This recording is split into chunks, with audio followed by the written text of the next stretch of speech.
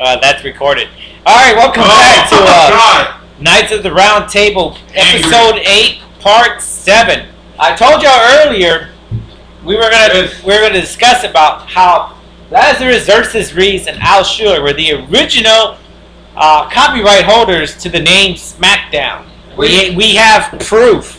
Copyrighted that bullshit. Tell them what year SmackDown came out. See, TV SmackDown. What year did it come out? SmackDown, the show for the WWF, it came out in April 1999. 1999. And we came up with the idea of having a SmackDown Productions. SmackDown Production, the actual name. 1997. 1997. So, you have any papers that said SmackDown? Oh yeah, of course I do. Let me see. Damn these papers. See, I found this. We should have done this before we drank. Yeah, I found this archive of stories that we wrote years and years ago, and I thought I'd share them with everybody here. That's just the stories. No, I'm just kidding. Oh yeah, go ahead. Go ahead. These are the stories from high school, y'all. There it is. There it is. There's our original cover page. The original cover page. Look at that. 1997. SmackDown Productions. Huh? Composed by Al Schuler and Lazarus Reese. SmackDown. Look at that. 1997. 2 years prior of the SmackDown Industries. Oh, I found this actually right now. This is pretty interesting. It's an original program from 1999, from February 26th when I went. At the Alamo Dome. Show it to the people. Look at that. WCW, when they handed out what was in store, Alamo Dome, 1999. Look at that shit. That was a long fucking time ago. It's about 11 years. Razor versus DDP was on there. Fucking awesome. But I've been asking Laz to bring his poems because some of them are all of them are funny. All right, Put it out there, man. These are when TK was Dots. Prior to TK, we were Dots. We were run by Al Schuler and Mr. Lazarus Reese. I was merely a puppet back then. But Laz is gonna share with you some of his poem times, and we're gonna call this poem time. All right. I got my little guitar. Laz is gonna do his poem. I'm gonna tune up, and Laz is gonna pick y'all a poem. We call this TK's Poem Hour. Alright. These are poems from back in the day. The child molester. Oh, Jesus. The child molester skipped breakfast, but said he grabs a little something on the way to work. Wow. That's quite a name. Alright, here we go. That was a poem. That was fucking.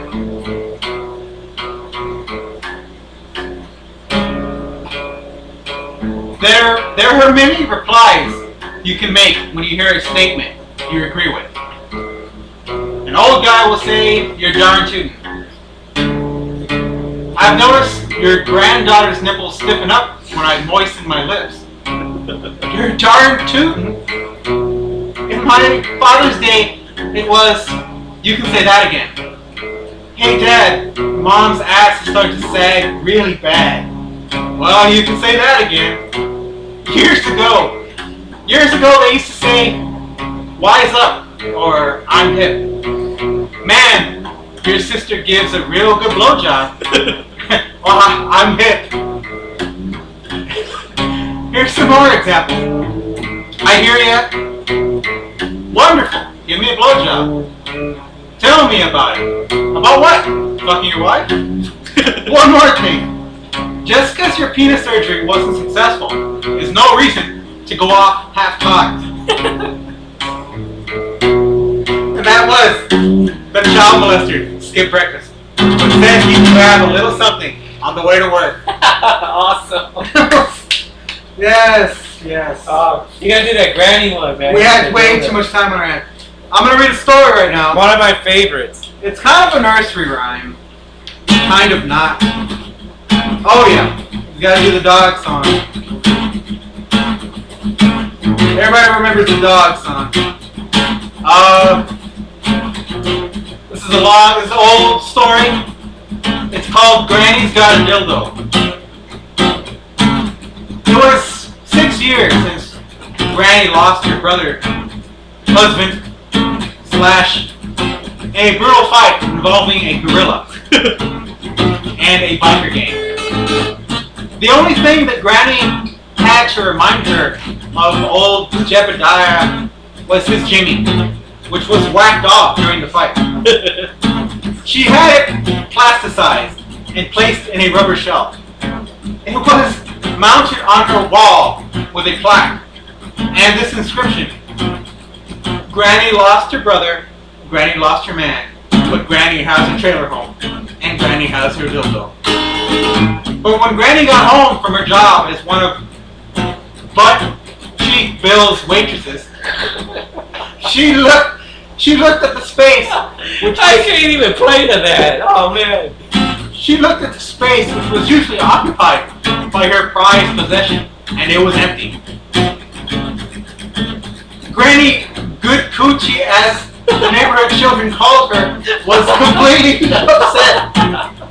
She had put it back there last night after she had finished using it. Granny looked around and then she noticed a note lying on the floor which said, Granny, it's been a long time.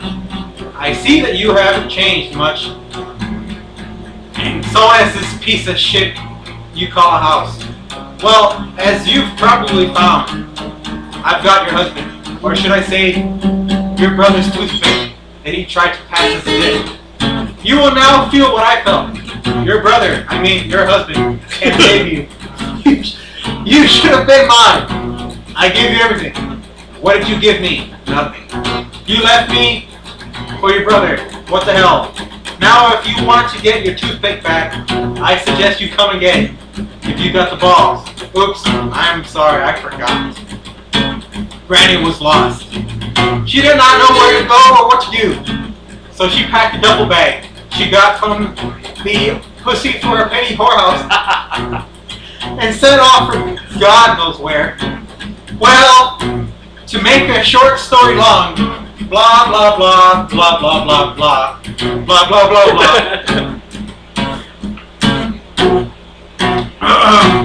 blah blah blah blah blah blah blah.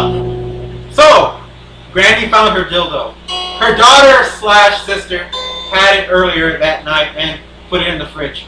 As for the letter, Granny had an ass trip and thus forgot that she had wrote the letter to herself. That just goes to show you how fucking dumb rednecks are. And Granny and her dildo, one of my favorites of all. Oh, yeah, that's good stuff. Her brother slash husband. Can't get any better than that. Her sister slash whatever. Oh my god, that was hilarious. Who lost his Jimmy at a battle? He did. He lost it, man. Pretty crazy, man. Well, I have we're gonna continue with this. Yeah, we're gonna continue with the poems because these are hilarious.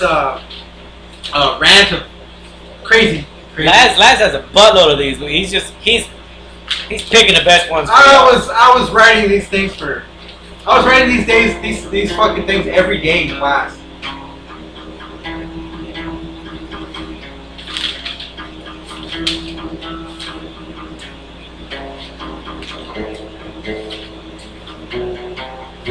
So now we're gonna have some musings. These are musings. It's good to remember that in Canada, most drugs are legal. But whatever you do, watch out for those damn Eskimos. Those bastards will steal your weed while you're sleeping. In the morning, you'll find little blocks of ice with joints in them, strewn about the forest like confetti. Wolves have lots of courage. If your grandmother's alone late at night, a wolf will eat her. Your grandfather won't even do that. I once smoked a bag of hashish with an Indian named Savage Henry. I'm not boasting. This is a warning. Never smoke hash with anyone named Savage Henry, especially if it's in the woods at night and there's a blizzard outside. I once read that a Detroit man and his friend were arrested because they had forced the man's 5-year-old to smoke cigarettes, drink alcohol, and perform oral sex on them. Can you imagine? Cigarettes? I enjoy watching a woman with really bad teeth and a good sense of humor struggling to use her lips and tongue to hide her teeth when she's laughing. I just stand there and tell her joke after joke after joke. I've always wanted to place a personal ad that nobody would answer. Elderly, depressed, accident-prone, junkie. Likes Canadian food and Welsh music. Seeking rich, well-built, oversexed female deaf mute in her late teens. Must be a non-smoker. That makes no sense. You know, blow your nose is an interesting phrase because you don't really blow your nose. You blow out through your nose. If you blew your nose, I think they put you away. You might get someone else to blow your nose, but he would have to be a really close friend or completely drunk.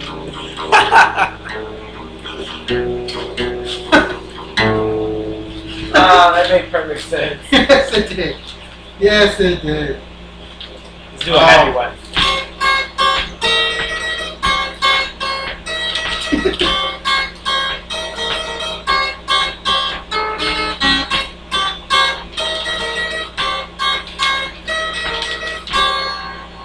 That's decided. Yeah, I'm looking through the archives here. I'm looking through the archives to find something that is worthy of talking about.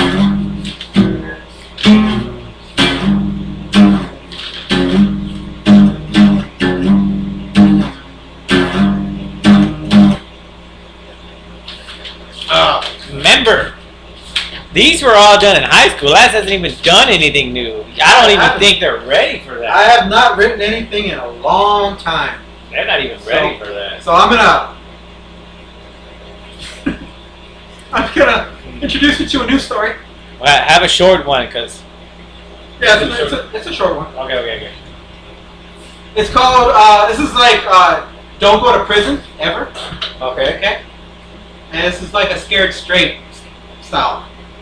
It's called Freddy No Shoes. Freddy No Shoes. And Freddy is a character I use in my other stories too. He's very popular. He's recurring.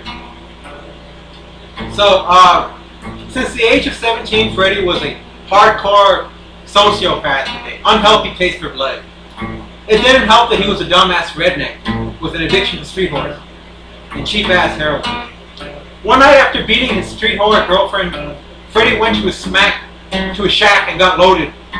He drove his stolen garbage truck to Kmart and whipped out his Jimmy.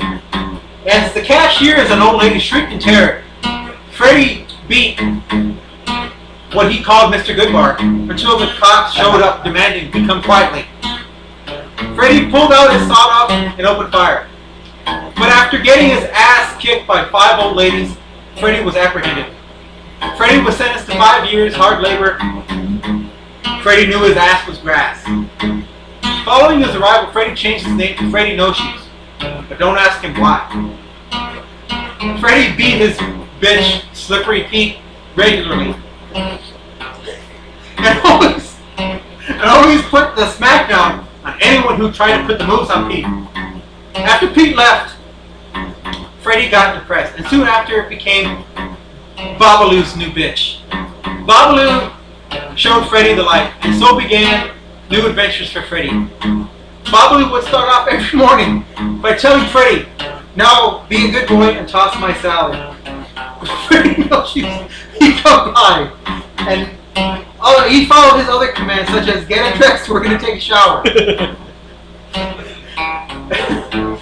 And first I get you used to the money, and then I make you swallow. Oh, God.